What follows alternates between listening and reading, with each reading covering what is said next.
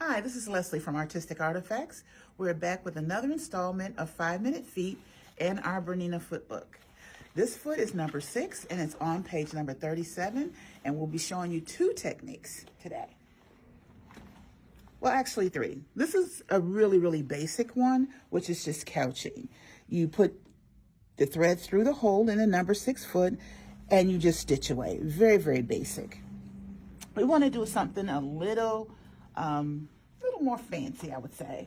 And I highly recommend you build yourself a stitch library. If you find a stitch that you like, write down the dimensions, the length of the stitch, the width of the stitch, and by all means, the stitch number. So we're on number 407. We're going to start with that one. And this is called a corded couch. So I'm going to hold on to that thread so it doesn't come out and get started here. Lower the presser foot,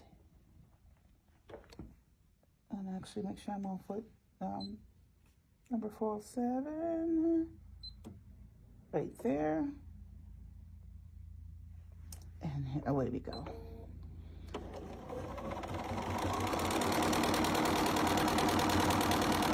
You have total stitch control with your Bernina, so if it's not coming out the way you want,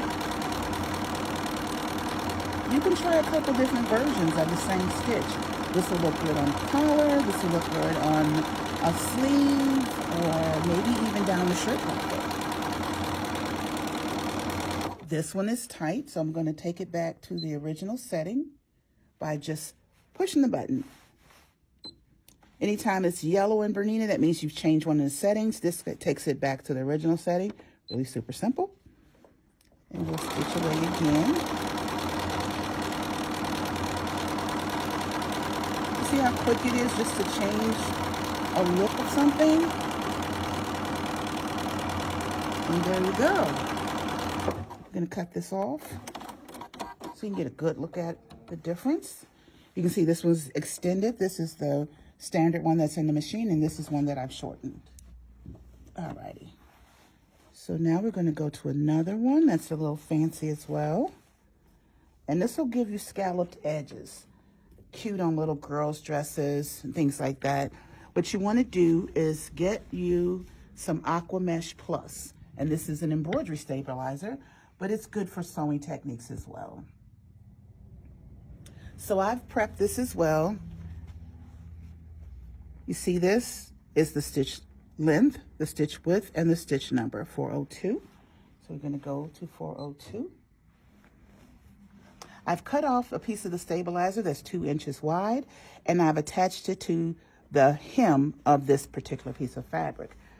Now, the only thing that takes a little effort, and just a very little at that, is making sure that where the thread goes in is lined up with where the fabric edge is. So when it stitches on the fabric. So I'm going to slow down a little bit here. Okay. And away we go.